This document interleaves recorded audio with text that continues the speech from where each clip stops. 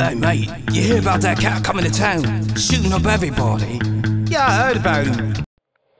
Hi, welcome to Interview with a Porn Star. Right now we're going behind the scenes with a producer, Liza Morrow. Well, hello there. How are you? I'm lovely. So what made you decide to become a producer of porn? Well, after a couple of years of doing porn myself, I've started to study the whole business background of it, and I really got interested, and I got a couple of people together and we started to create our own porn, which wasn't that bad. I mean, it didn't take that long for us to do, but then again, it's not easy as people might think it is. So question for you, do you guys do research on the demographic of people that watch your porn? Do you target people? Do you know exactly what they're looking for in your porns? Actually, we do. Sorry to interrupt you, but It's fine. actually we do. It's over the years, actually, there have been so many different fetishes that's been coming along, and I have looked at other porns and went to porn expos to really get an idea what people are looking for. So yes, I have, expressed and explored and come up with different porns of my own that are actually a little bit of mix of a lot of things. That's good. Do you find finding out this information gives you a niche that can't be touched, or a niche that has been itched already? Well, let's see. I mean, it could be touched. I mean, it's not rocket science. I mean, porn isn't, it's not that hard. But the way I think of things, maybe, they couldn't necessarily mimic me, but they Gotcha. probably could do something or another. Okay. You can never repeat the same thing twice, though. I hear you. Question. Now, what's it like when you do your research? Now, since you're a producer, that means you're behind the hiring and the firing of your stars. Do you look for the best, hottest, and more diverse models, or are you just looking for one type of model? I like diversity, so I do look for diverse models. Actually, when it comes to hiring them, I do not just look for the hot bodies or, just if they're, the perfect kind of person. It's all about personality as well, and if they actually can do, sexual activities in front of the camera, because it's also like, sex can just be done, but this is like, it's narrated, sometimes that you put it out and you create it, and it has to be done as if it was a movie. So it does take time for the process, and people do get fired. Okay. Now, another question. How's the medical thing happening for you? Does it cost a lot for you to send these people to get their checkups to make sure everything is safe? Actually, no, because I send them to the free clinics. Very smart, very smart, very smart. Yeah, it's very smart indeed. I don't pay for shit. Okay. But, I do make sure that they do go, and I actually go with them to some of the visits, because we do it in like a group sort of field trip kind of thing. I got you. All right, so now have you become like I would say a mom to some of these wayward women that come to you? And since you've been in the business, do you have advice for them to help them out through it? To an extent, although some of them, they come from, different backgrounds. Some of them are actually professional. Mm-hmm. They're professional people. They've come along, after being doctors or whatever, and they want to do something different. I mean, it's not that taboo anymore. So, I do help some of them, though. I've had quite a few drug problems, but we've got it taken care of. Okay. So, where do you see yourself in the next 10 years? Are you going to branch out from movies and do other things?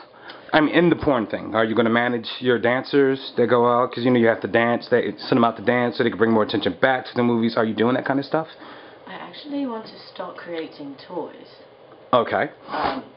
Definitely still in the porn industry, but I thought that there's a lot of lonely people out there who cannot play with themselves with a friend in front of the lovely porns that we have. So most of them, if you pay with the extra bonus, you'll get a doll to fuck with. That's awesome. Isn't it lovely? It's great. So, what do you do, at home? Like, since you produce porn, is like sex so cliche? It's not that important to you. You see it like every day. Is it like, has it changed your sex life at home? Well, I'm not married, and I'm not in any relationships, but I do get my weekly fixes, if you know what I mean. I got you. So, no, it hasn't really changed anything. I mean, I'm, sorry to admit this, but I'm a giant masturbator, and I do it at least a couple of times a night before I go to sleep. It's sort of my thing. Okay. I understand. Rock yourself to sleep. I got you on that one. So, what can we expect from your company in the next 10 years? Well, hopefully I'll be branching out with making my own stores as well that would just hold all. Okay, so where do you see your business in the next 10 years? Well, I wanted to create my own franchise and have stores all over the country with just porn, novelties and videos and, you know, all kinds of sexual things that you could find in a store like that. Sort of like Spencer's, but with my little twist. Okay. Because it will be reaching out to the people with all those crazy BDSM things that they do. I don't really like that mess, but I like to watch their stupidity. I got you. So our last question of the day will be, what does it feel like to be a producer now? You were in front of the camera, now you're behind it, now you have controlling power, you can hire and fire who you want. How does it feel? Well, I feel like I'm on top. I'm a leader, you know, and I just, you know, lead the people in the right directions. I mean, there's nothing wrong with what I'm doing. I find it to be very fulfilling, and I just want to keep doing it, and I'm happy to work with anybody who wants to do that with me. Thank you very much. It was a pleasure talking to you. Thank you. It was nice meeting you. All right. Hello, Reggie. How you doing? How you doing? Great. Great.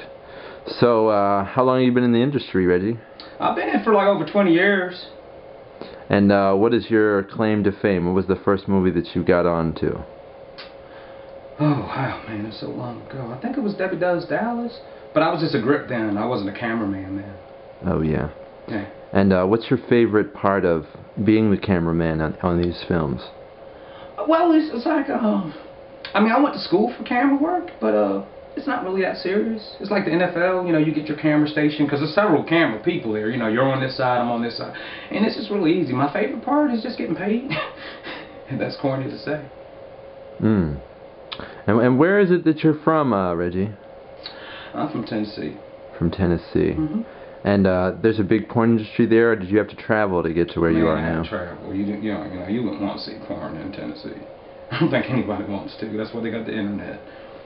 Well, that's an interesting thing to say. What is the porn like in Tennessee over there?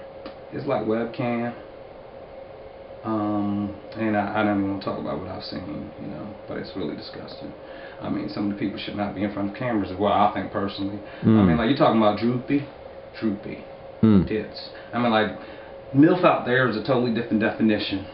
What does MILF stand for out there in Tennessee? Out there it means like any pussy you can get, as long as they're over 40, they got like a trailer that you can go into, because not a lot of them got places to go do stuff in. Yeah. So have you found that you've found a better life outside of Tennessee with the porn industry? Oh, definitely. I'm very grateful for it. I mean, it was sort of hard for me at first because, you know, being a Christian man, you know, it was like, ooh, this is so taboo, you can't do anything. But, you know, I think it's my calling because I frame things quite well, I think. You know. And does it make you uncomfortable ever when you're watching these pornographic movies? The only thing that makes me uncomfortable is like if the actors really get into it a little too much and they move, and like I had this one incident, this guy was going for it, and like she just fell off of it, and he just went, and like the camera crashed because I had to duck out the way because I was gonna miss that bullet. You know, I'm not trying to get hit with that stuff. You know what I mean? That's disgusting. That's what disgusts me. But I can get over it because I like that check. So where do you see yourself in the next 5 years? Next 5 years, still collecting check and porn. I mean, it's just getting easier and easier. I mean, we went from VCR tapes to Beta to Scoop It to like, sometimes it's just like a little point and shoot any video will do because like the quality is not that big anymore because everything's going to internet now. So we're streaming more than we did before. So that means the quality's not that important. So you can get HD on anything. I think they're going to come up with HD grapefruit soon. You know what I mean? HD grapefruit. I'm just saying, I've seen the porn. Like one time I had to just use an iPhone. What you gonna do? You're still gonna pay me the same, right? Well, Reggie, do you have a family, and what does your family think of this this work that you're doing? I'll tell you what my family thinks. The bills are paid. The kids are going to school. It's all paid for. They don't care. As long as Daddy brings home the bacon. And they know what you do? Oh yeah, certainly. You ever make any like little home movies? No. Practice your skills a little bit? No, because like my wife, you know, we've been together for a while. You know, I'm an old man, and I love her. and actually watching movies have changed my whole approach on sex at home. So it's like, no, when I'm there, I appreciate everything, every moment with her. I love it. Have you learned a couple things from being in the industry? Learned a couple moves to bring home to the missus? Yeah, sometimes I do them, but you know, she's a at-home mom, so we can't be doing all the acrobatic stuff. She's gaining a little bit of weight, and so what they be doing out there, you can't do that sometimes, But I have learned one thing: the cock ring. Forget Viagra. I'll use that every day. The cock ring. And I recently heard about, have you heard of this? They're injecting the G-spot now with the same thing that they do Botox. They inject it with Botox into the G-spot. Have you heard of this? No, I haven't. I heard it's a big trend now. Oh, interesting. Yeah. Well, I mean, like I said, I'm the camera guy. I'm like, hey, I'm A over here on this side. I'm the wide. And then we got Tony over there, Tony Flash. He's like the close-up. Then we got Bobby B over there, the cameraman, and he's just over there for the close-up on the female's expression. And sometimes, depending on the budget, you might have somebody on the dudes, but we really don't really. So, what is some of the most interesting places you've been, like location shoots? Well, it's actually the best company I've worked with so far. It's Liza. She's just a great producer, and she really puts her time into what she does, and she likes locations. We went to Hawaii, and we found this remote cave, and it was really nice, and I love the quality of actors that she works with, because there's always the diversity, and you always just see a mix of so many beautiful women from different backgrounds, and it's just a pleasure to work with her, and she pays on time. And that's always important. And what's the most crazy thing you've ever seen while shooting one of these videos? What's the most interesting group of people? Have you seen the midget with the wrestler mask on and the donkey porn and all that stuff? What is the most interesting thing, crazy thing you've seen while you're shooting? I think I would have to say the most interesting thing was when I was in Nebraska and they were doing animal sex, and it was this dog, and and he was wearing this woman out, and she was really going for it. And what kind of dog was it? It was a Labrador. Yeah, and it's a beautiful breed.